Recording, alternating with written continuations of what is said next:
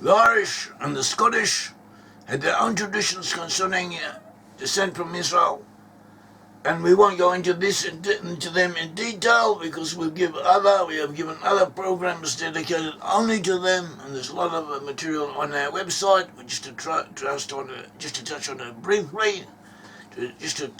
briefly.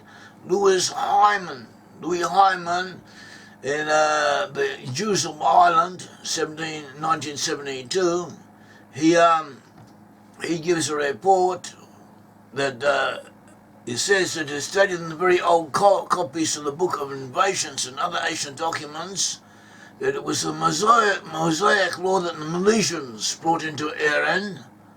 Erin is another name for Ireland. The Milesians were the major settlers of Ireland, and that they, according to this, brought the Mosaic law, the law of Moses, with them into Ireland. It had been learned and received from Moses in Egypt, who was by Cain Beatak, who was himself an Israelite, had been sent into Egypt to learn the language of that country by the great master Phineas Farsaith, from whom the Milesian brothers who conquered Erin, that is the early conquerors of Ireland, are recorded to be in the 22nd generation in descent, in other words, they were descended from Israelites. And it was stated in the preface to Sianakis Maud that this was the law of Erin, of Ireland, at the time of the coming of St. Patrick. So here we have a tradition. It's not just one tradition, there are numerous traditions along the same lines, and also some evidence to substantiate these traditions. The William Pinnock, in 1825, in the work concerning the history of Ireland, he also expressed his belief in the probable Hebrew origin of at least a segment of the Irish population.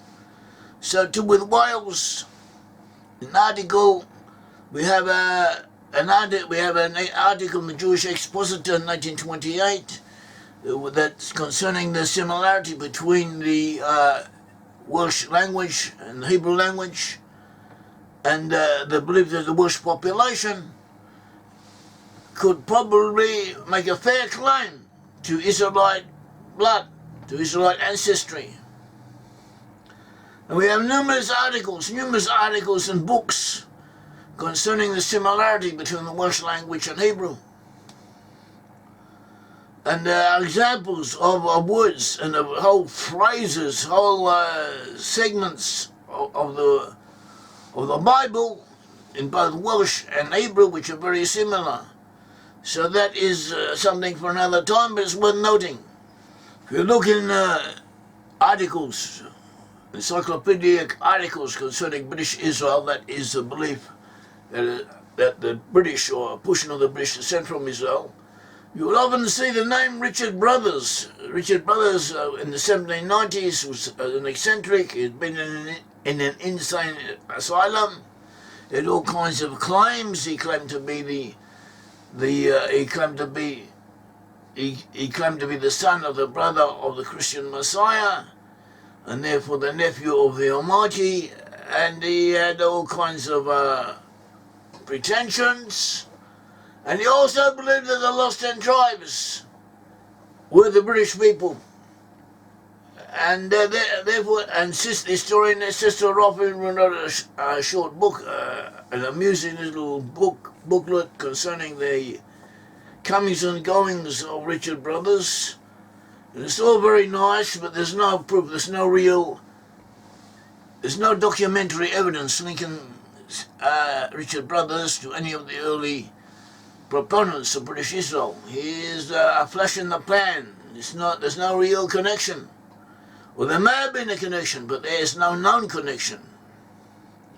Most British Israelites cite John Wilson, 1799 to 1870, as the founder of in the modern era of British Israel, a widespread belief in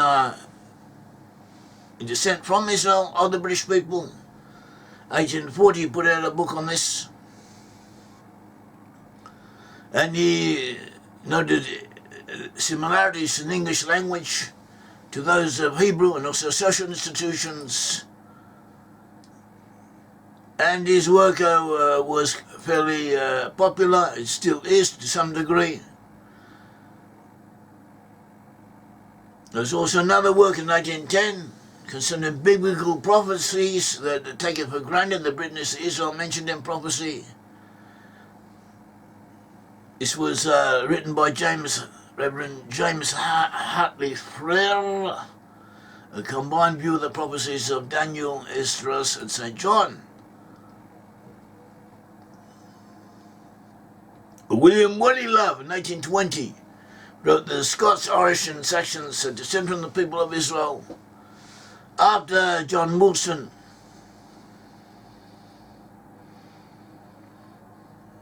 in 1871 passed away, Edward Hine became the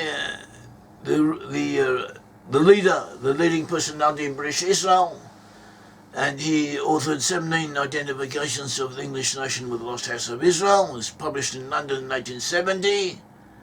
One of his most best-known teachings is Pyramidism, the idea that the pyramids somehow either have a sacred task, a sacred message to tell us, in the way they're built, in the geometrical secrets in their design, and so on. And this was quite popular at the time. And this was combined with biblical proofs. It was used to support the British Israelite ideas that the British themselves were sent from the ancient Hebrews. We also had about the same time as Edward Hine, another personage, Edward Wheeler Bird.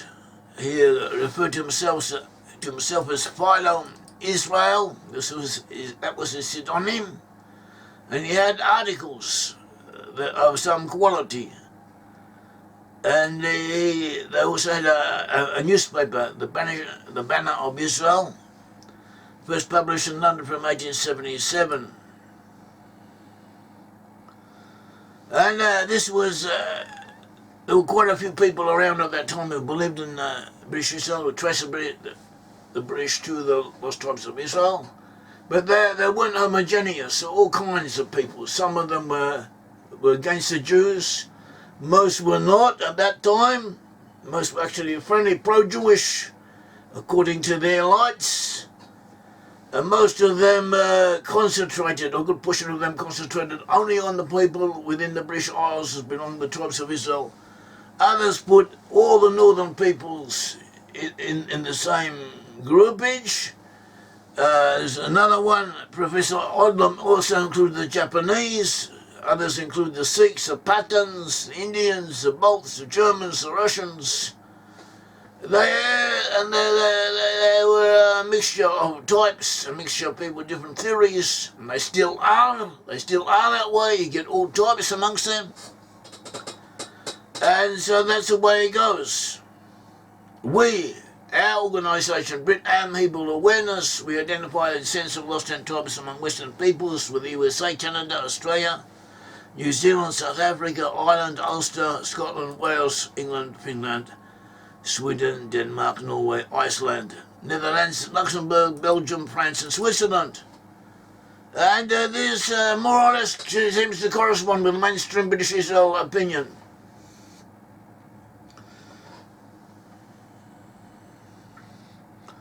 There's also the Shemitic origin of the nations of Western Europe, 1879 by John Pym Yeatman. This was considered quite a work in its time, but its popularity has greatly diminished.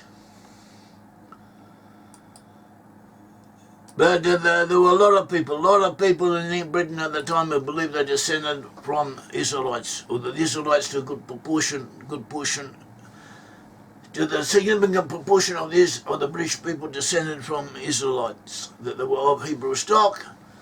Even Cardinal John Henry Newman, 1801-1890, he was a prominent cardinal of the Anglican Church, and he made a big noise. It was a big event when he converted to Catholicism. He became a Roman Catholic, and he led a whole movement before then of people in the Anglican Church who were adopting Catholic ways and were drawing closer to Catholicism.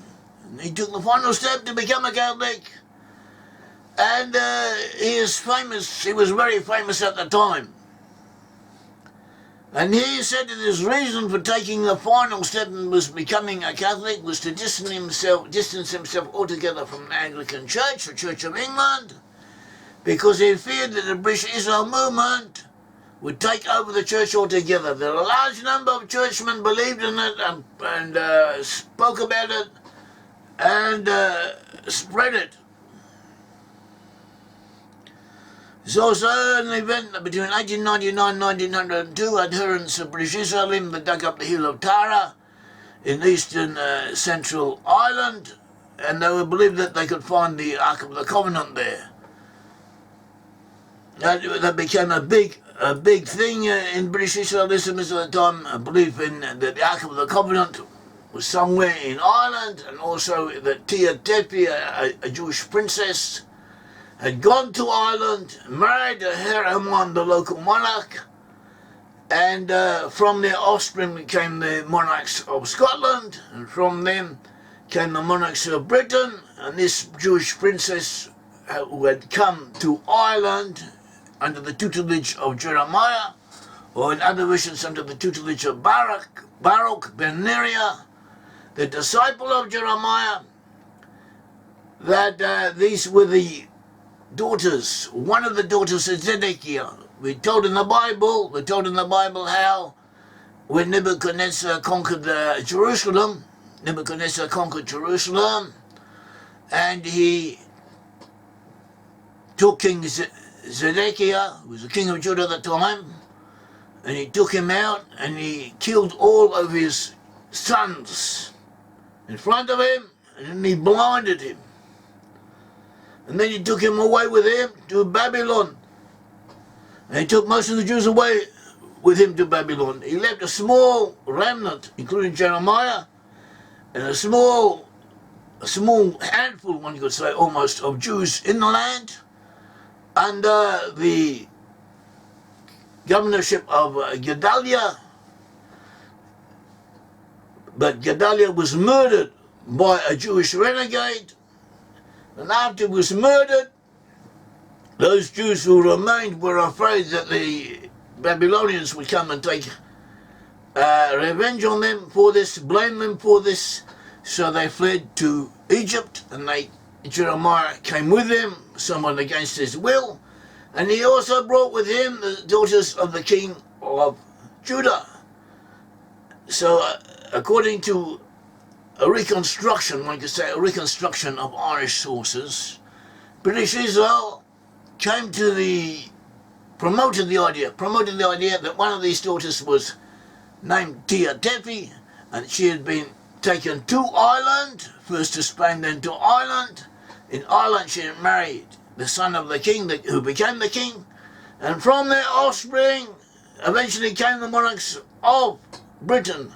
And therefore the monarchs of Britain could claim descent through the female side from King David, because Zedekiah, king of Judah, was also descended from David. So this may not sound so dramatic in our time, but in those times it was very important. People were very, very interested in this.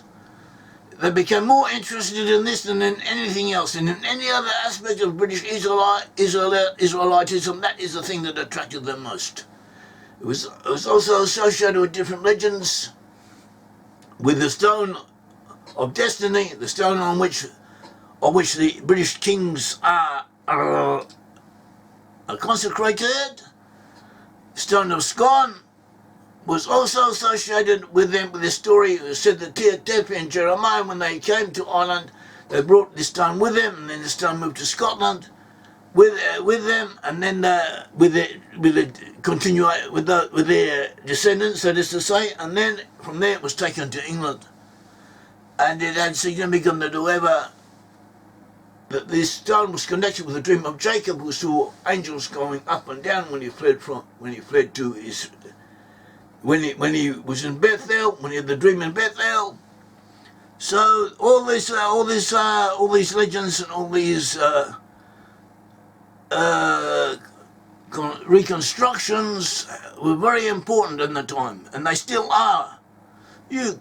From my own experience, you can tell people about researchers, names, history, biblical sources, anything. Bring old books of academic or nearly academic proofs of very convincing proofs and very thorough researchers proving the case or seeking to prove the case or showing that there's at least something there.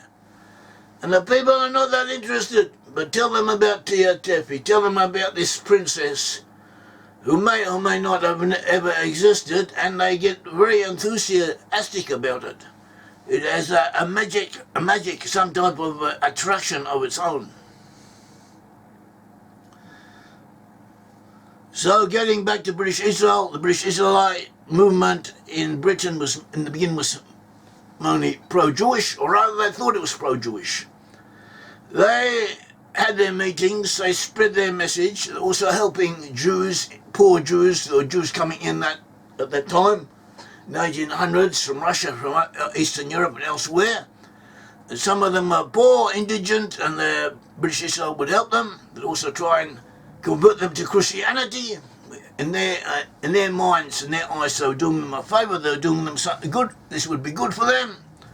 Whereas in actual effect, it meant de facto extermination of their lineage as Jews. So this is what we had. British Israelitism was initially known as Anglo-Israelitism. There were also anti-Semitic elements amongst them. Some of them helped the campaign against the admittance of Jewish refugees to Britain in the 1800s, late 1800s, 1900s. So you had all types, and you still have all types. In the course of time, it got even worse. Eventually, in the early 1900s, the British Israelite World Federation was formed, and some of its membership were outright anti-Semites of the worst kind, and some of them were pro-Jewish, and they still are. Now it's a very small organisation. They don't even really necessarily believe in British Israelitism anymore, or they believe that it also includes people in India, people all over the world. They have all kinds of ideas, and they live off money that they received in the past from bequests. They live off it. They don't live that well, but they continue to function. And they use most of their energies to put out magazines with Lutheran pietistic articles in it, articles of Christian piety. Hardly anything concerning the Lost 10 Tribes. And they also put out money to preach Christianity to coloured people in Africa, that's their own business. There's nothing to do with the belief of the Lost 10 Tribes amongst English-speaking peoples. But they still have a name. They have a name, and we sometimes get associated with them, which can be a problem. Also, British Israelites who were proud of how the Jews got on in England, how there's little anti-Semitism in England, how the Jews were accepted and welcomed, in contrast to how they were treated in Europe. And this too was used as a proof that there was a natural affinity between the British and the Jewish people, that they had an ancestral connection. So you had all types and all kinds of associations, the negative and positive ones. Benjamin Disraeli was a famous and important Prime Minister of England. He was very important in helping build the empire and the myth of empire. He gave Queen Victoria the title Empress of India. He also gained Cyprus, the Isle of Cyprus, for the British Empire, and the Suez Canal for the British Empire, which was very important. And he also had a campaign, an outlook of his own, of reconciling the lower classes with the upper classes. He had a whole movement, a whole following, And he apparently also believed in British Israel, or something very close to it. And he was Jewish. He was born Jewish. When he was young, his father converted to Christianity, and he took him with him. But he always remained. He also retained a strong sentimental attachment to the Jewish people. Also, many prominent military men, a lot of members of the royal family, including the Queen Victoria and Prince Albert, and numerous others are all followers of British Israel. And at that time, a large proportion of the population had grown up in the Bible. Also, at that time, British Israel teachings were supported with serious men, had serious scholars amongst them, innovative researchers, dynamic leaders. And the findings of British Israel in the late 1800s corresponded with known archaeological and academic researchers. It was agreed that the English-speaking peoples, or at least a good portion of them, had been descended from the Scythians and in the Eastern Asia. And the Scythians had first been located in areas where the lost tribes had been taken to. And there's other evidence along those lines, and this was accepted by everyone as academic, axiomatically reality at the time. So it wasn't a great step to say that the Scythians had become Israelites, or the Israelites had become Scythians, and they had become the English. Nowadays, that doesn't hold. Nowadays, scientists, academics very rarely see any real connection between the Scythians and Anglo-Saxons. And